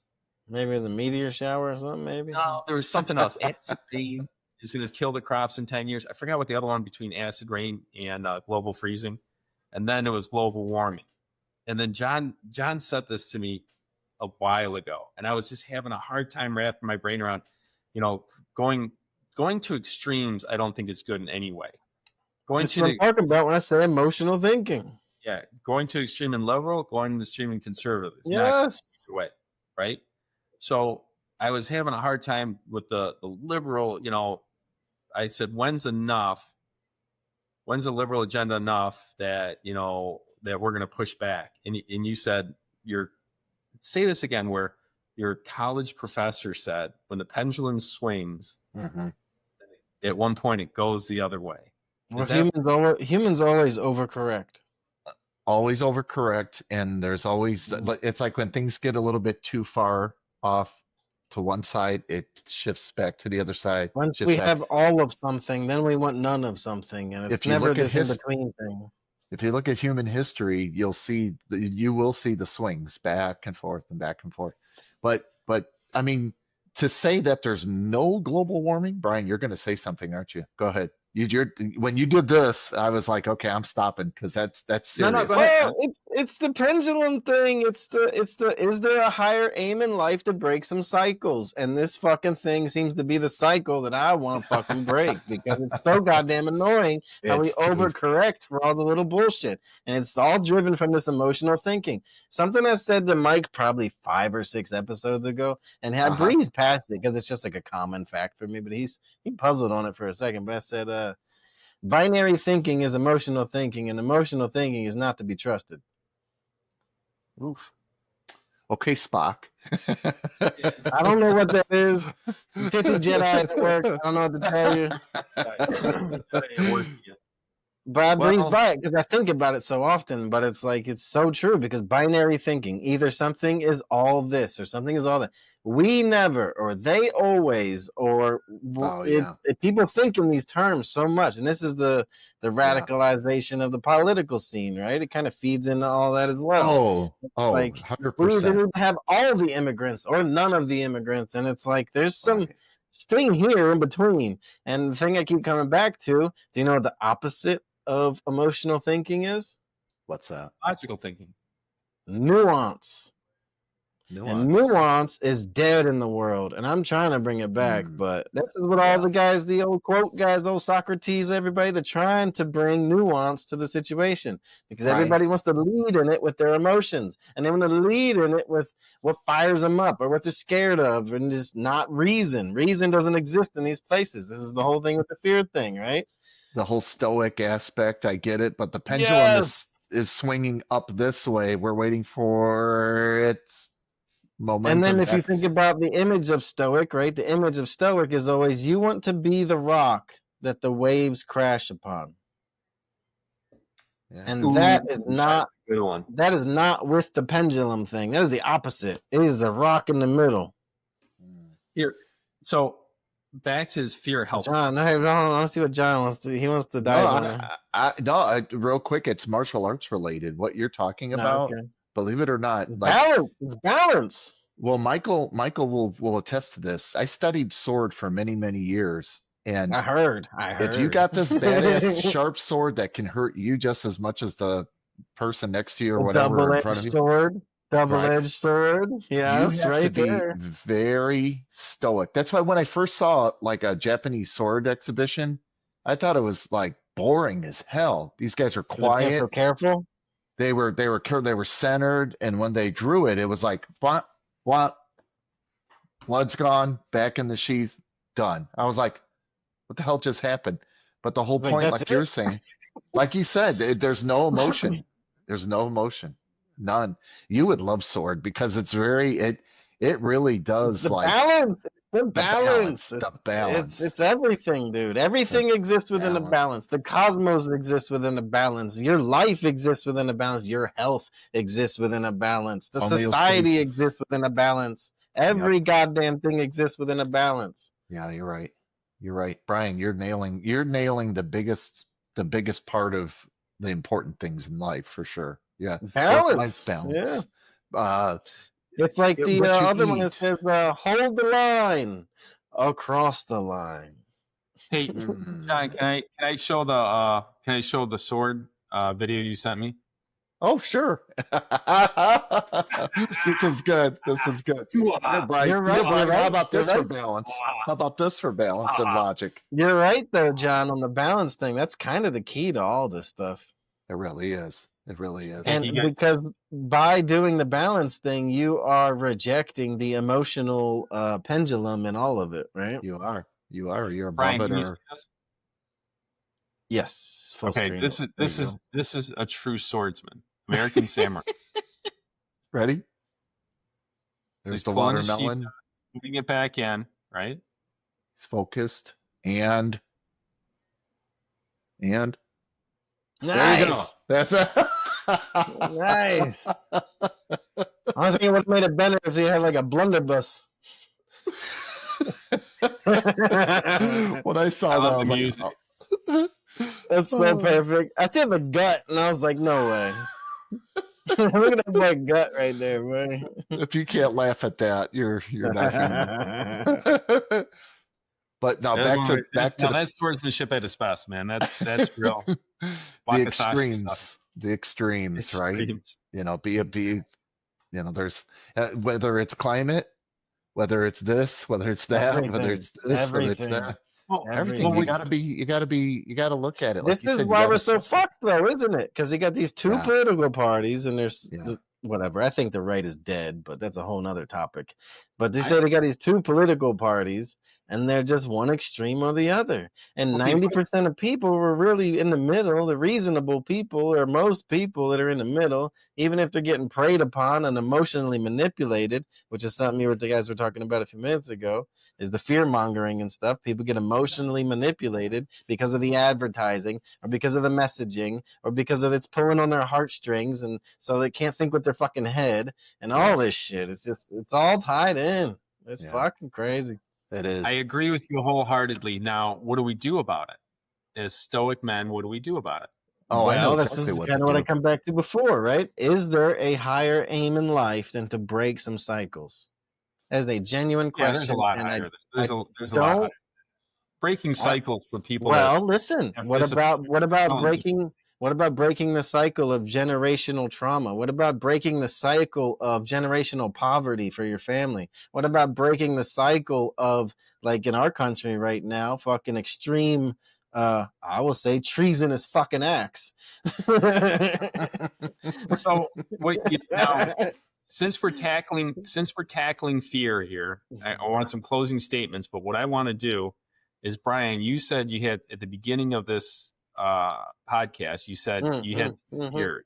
So you got two wiser gentlemen in front of you. Not much. We're just a little bit older. We got more wrinkles. We got more scars. That's a suit, man. No, let's hear what Hear what you're afraid of, and see if we can coach you through. What I'm dealing with at the moment? Yes, sir. Yeah. It's just being boxed in by my own fucking head, man. That's I know the answer too, because it's crazy. Because I know self-limiting beliefs are bullshit, but I still find myself falling in them. What is this? What is the self-limiting belief that you have that's controlling you? Right now, it's kind of podcast related, honestly, because I want to go ham. I want to take some swings. I want to say some "fuck you, motherfuckers." I want to say some all kinds of shit, but I feel like, because I know it's not valid, but it feels like I'm limited in a way, even though I don't even have something to lose yet, that I still am trying to like baby it to make it grow. And in this setting, it seems that's not what's gonna work anyway, but I still can't push myself to the shit that's gonna offend everybody, I guess. Mm-hmm. So you said it best, and basically, here's my take on it. John's gonna take his take on it too.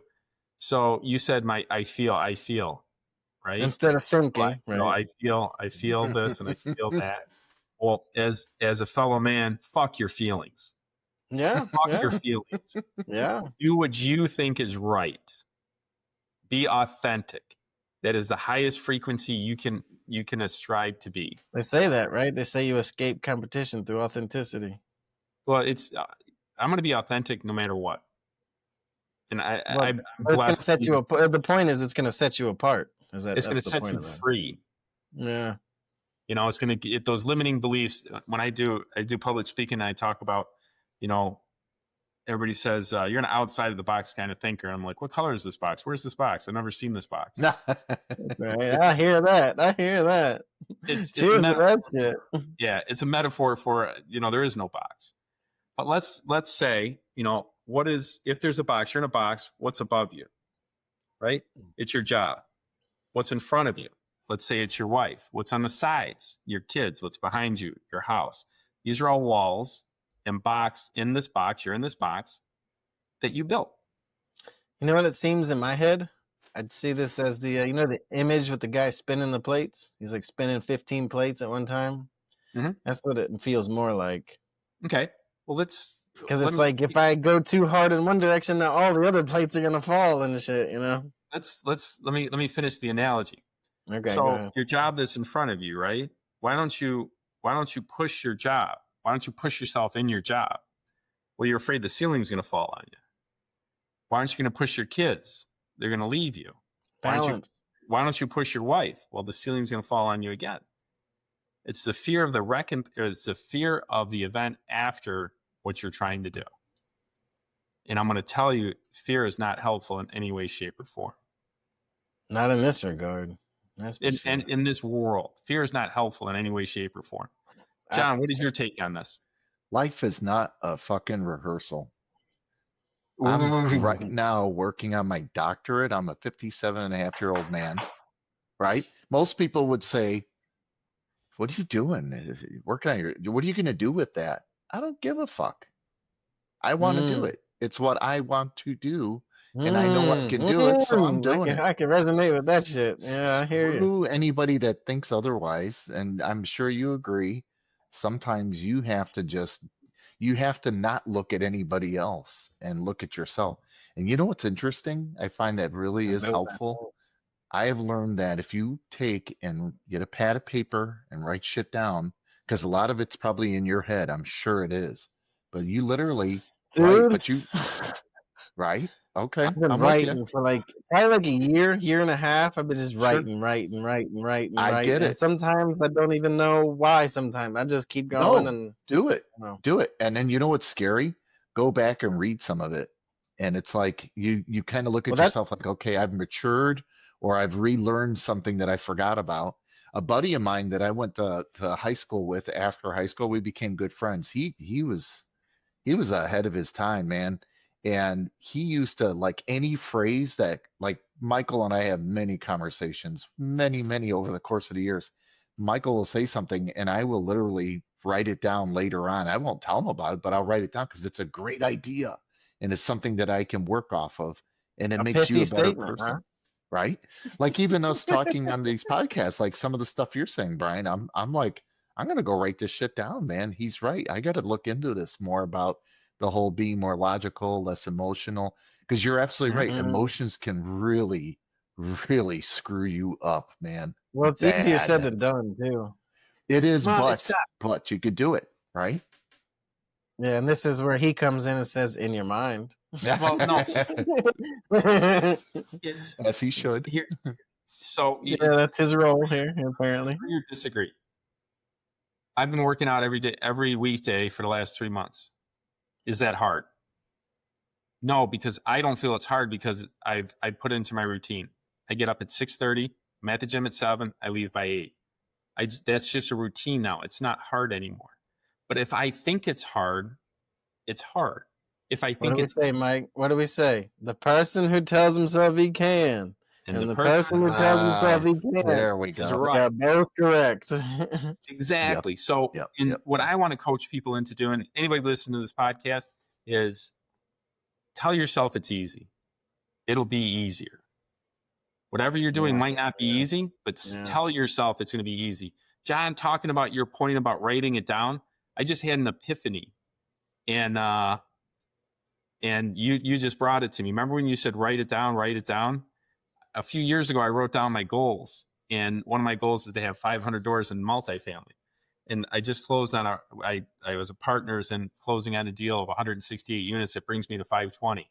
I wrote down my goals and I made it. I got to go back to my goals and write a new goal. There you go. Well, that's why they say write your goals, right? Because then you give yourself the thing. It's almost the ask and you shall receive again.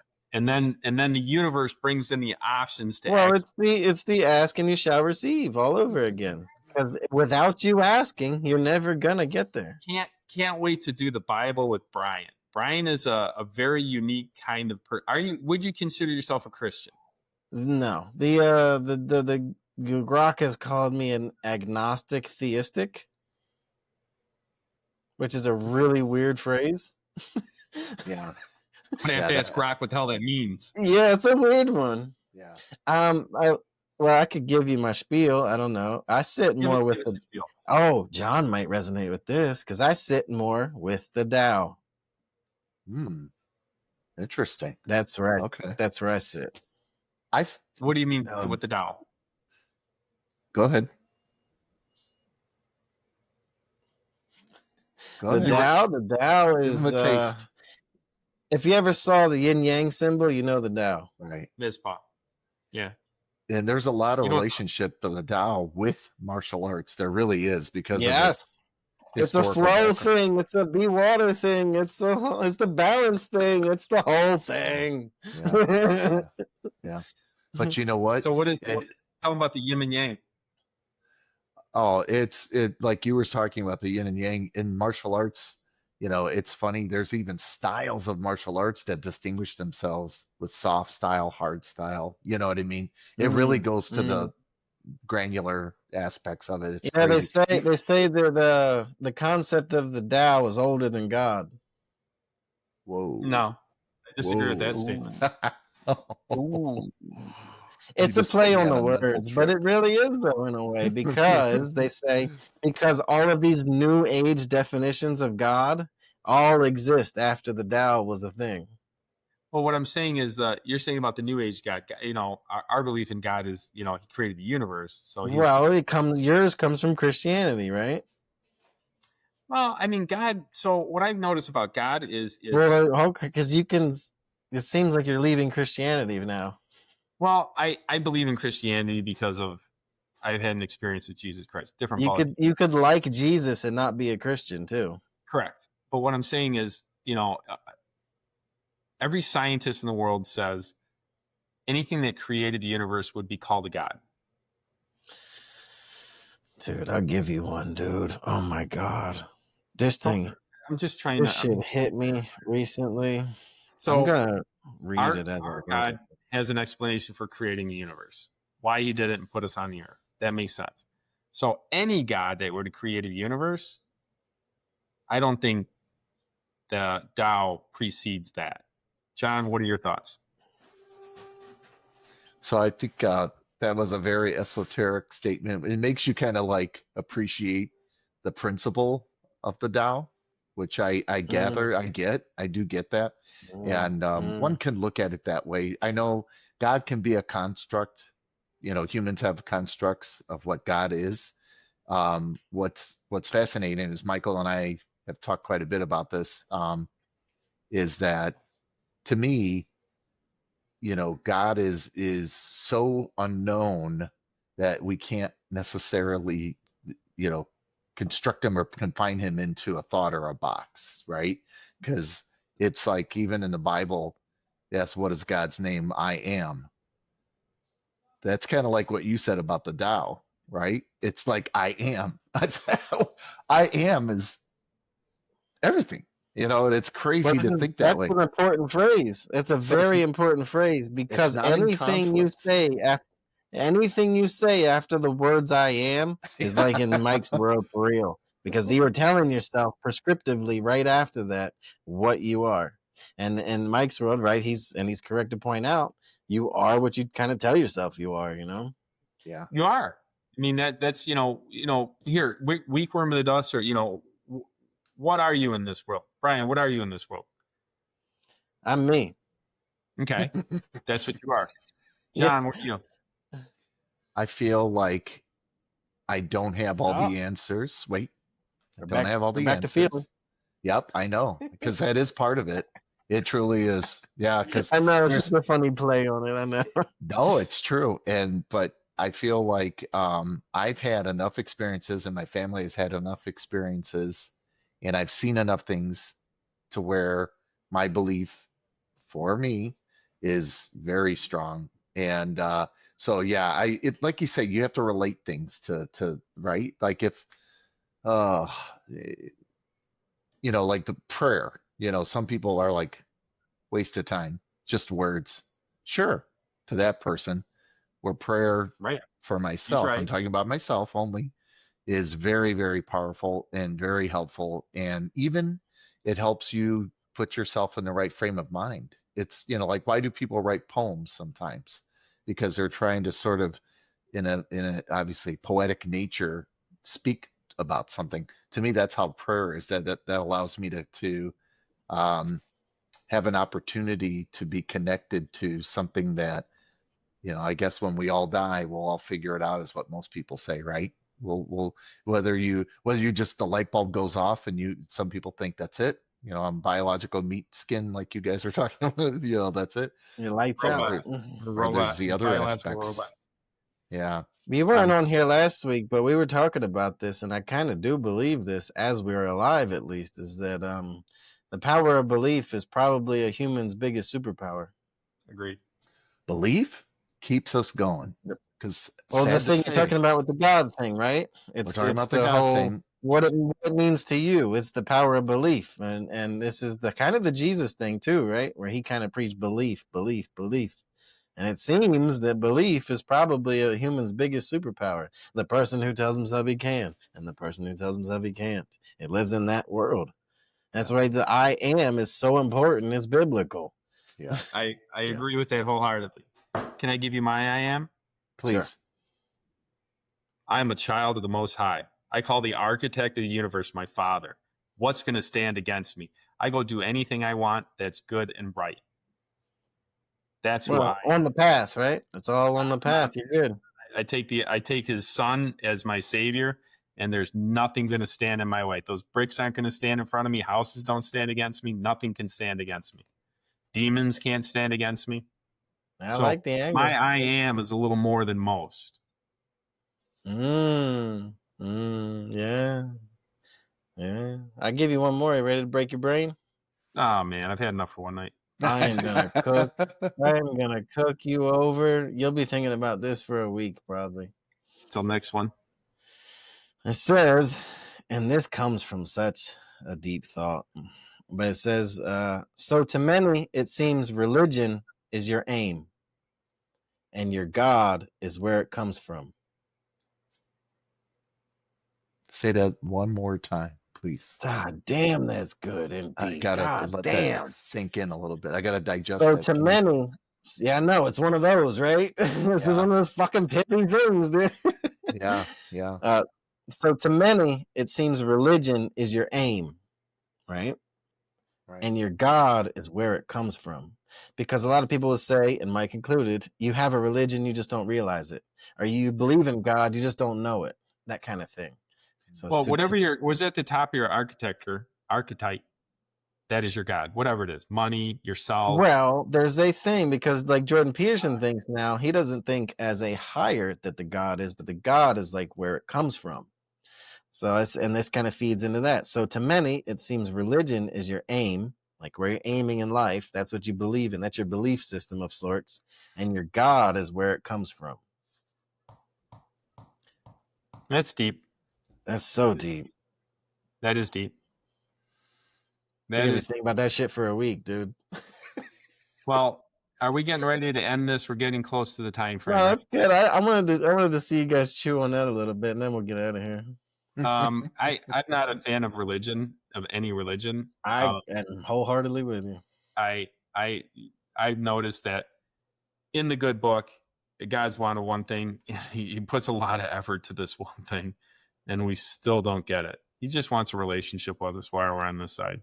Connection. All he wants. He wants to talk to us, and he wants him to talk to me and talk to you and connection. Talk to us. He wants connection, right? Yeah. Religion is what people do. Let me give you an example. God gave 10 commandments to Moses. 10 things. 10. He could have had 1,000,000 things. He could have had 70 things. He could have had 150 things. He said 10 things. Guess what happened? Those 10 things are brilliant. Don't murder anybody. Honor your mother and father. They're brilliant. They're brilliant. We can get into that next year. Next podcast.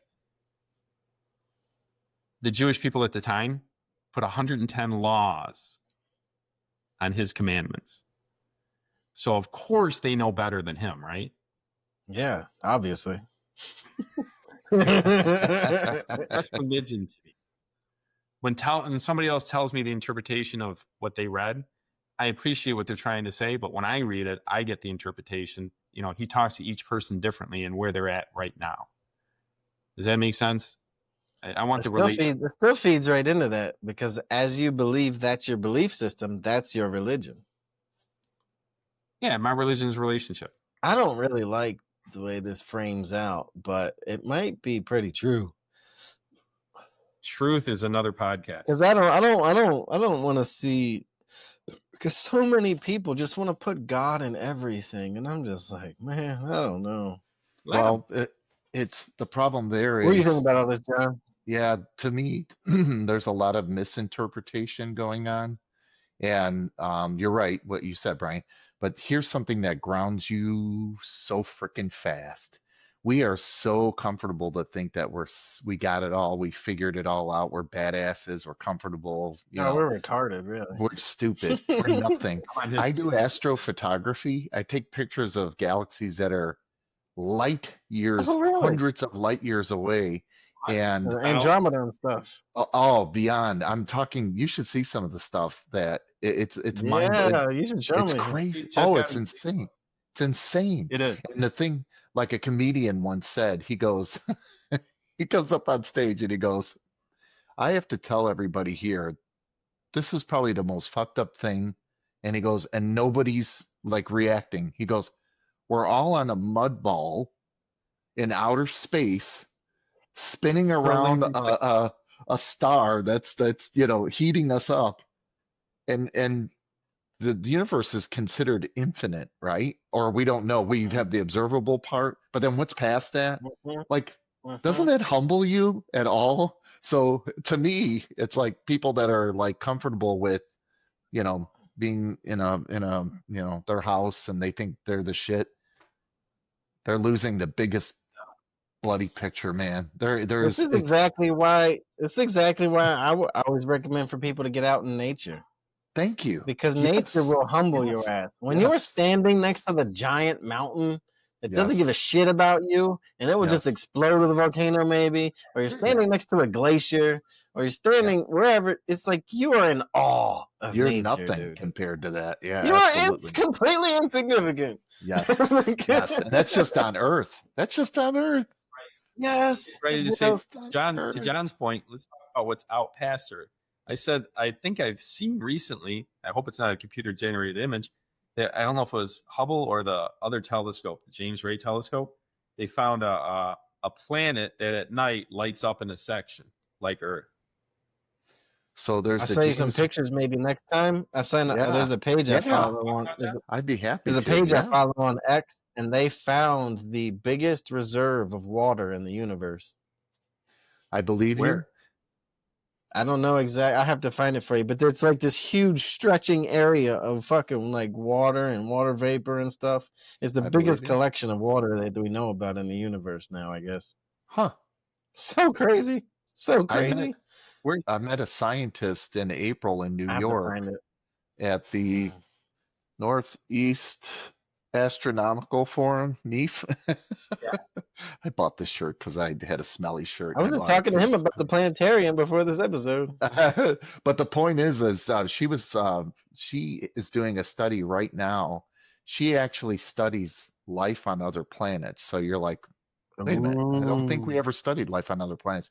What she does, this is crazy, and I'll kind of end with this, is as a planet goes past a star, the luminosity drops slightly of that star. That's how they know that there's a planet orbiting around a star and we happen to be aligned properly. They've gotten to the point. It passes over? What's that? It dims as it passes over? Yes, 100%. And now our telescopes have enough reach that as it goes past the star, you can see the atmosphere of the planet and determine if it's an oxygen atmosphere, methane atmosphere, hydrogen atmosphere. So they're narrowing down. How many different kinds of atmospheres are there?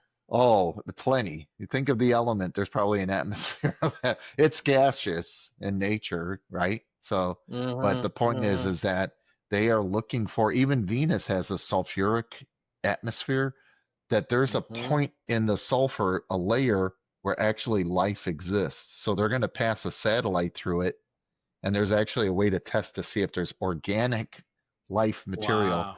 Because we think aliens, they're going to Tardigrades be are on kicking ass. the tardigrades. There you go, baby. So anyway, I had to share that, and it's like we just think we're the bottom line is we think we're the shit. We're not the shit. We're not even. Well, Tardigrades. if anybody's ever seeking this, and I don't know why you would ever need to, but I'm like, I think about it all the time. Like, how are people humble when exercise exists? You can go into any workout and get your fucking ass kicked, and you will know that you ain't shit, you know? Yeah. I think, John, do you agree that martial artists are the most humble people because they know there's always someone better? Some martial artists are. It's humbling. I think maybe in this exercise lane, but also in a scope of what's possible lane too. There's a good chunk of martial artists. Michael's right. Yeah. Yeah. Because I know how dangerous people can be.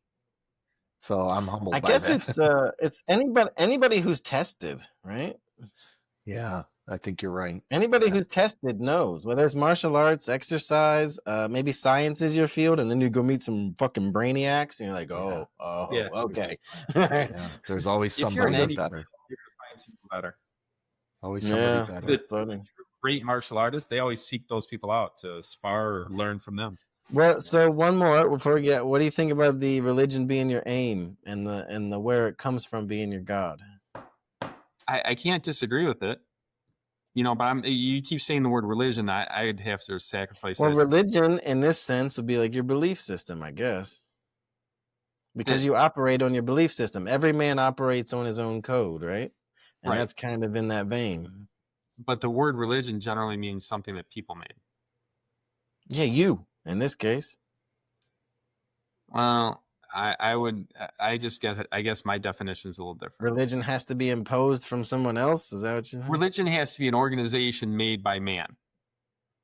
Not a belief system, then. So the belief system can exist outside of somebody else. A man-made belief system.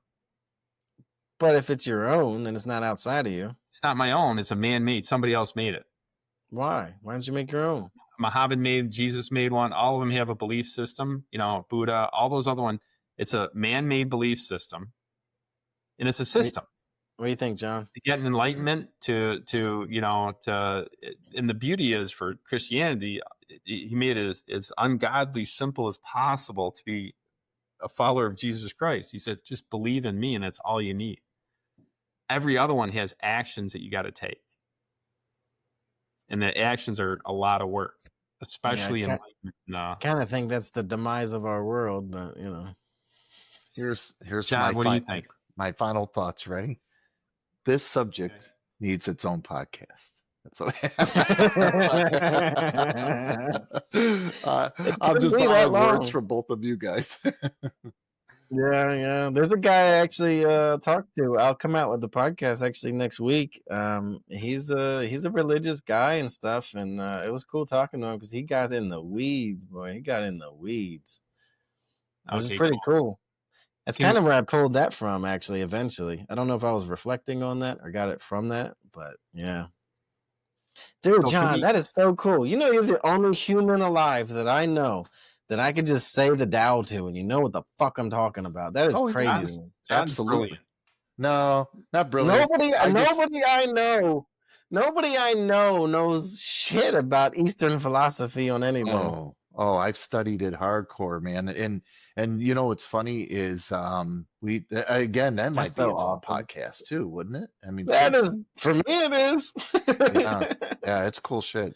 Yeah, no doubt, man. Yeah, it gets into somebody said it recently. Somebody said this recently. Said the West causes you all your problems, and then you come back to the East looking for answers. Yeah, I've seen that before. Heard that before. That's interesting. Wow. But we do, right? Because we got all our New Age problems that come from Christianity or whatever else. And then we go back to the monks and be like, hold on, what the fuck is going on? Yeah, the Dalai Lama. I mean, that's a what a fascinating person to just sit with and just converse with. Wouldn't it be fascinating? That would be cool. Yeah. Yeah, I think that would be pretty cool. I'd like to get my shark eyes first, but that'd be cool. Well, gentlemen, it's been an So can I absolute end with a pleasure. final thought? Can I end with a final thought? Let me know when you guys want to end it, and I'll end with a final thought. All right, Please. just shoot for it. Please. Shoot for it? Okay. With the end of the ChatGPT, key takeaway, key point. Fear hijacks your brain. You don't get dumber, you just lose access to your intelligence. Ooh. That's the same thing. Right? And then I said, well, no, there's a distinct difference to that. You don't get dumber, you just lose access to, like, you're switching your brain over to the one that doesn't access logic and reason. That sounds dumber. To it. Wow. You're not going to lose IQ points. So then I said, losing access to your IQ won't. Oh, okay. So I said, so with these examples that I gave you, could you say fear is helpful in any way? Question mark. Or is staying calm in a dangerous situation more helpful? ChatGPT said, excellent question. Circling the truth. Fear is not helpful. Staying calm is. Let's lay it out. When is fear helpful? Fear is mostly basically just a signal, like a flashing red light to say, indicator. Hey, something might be wrong. Pay attention. And then it comes and it gives me some examples. And at the end, it just basically says, fear is loud. Calm is results. Huh. So fear is loud.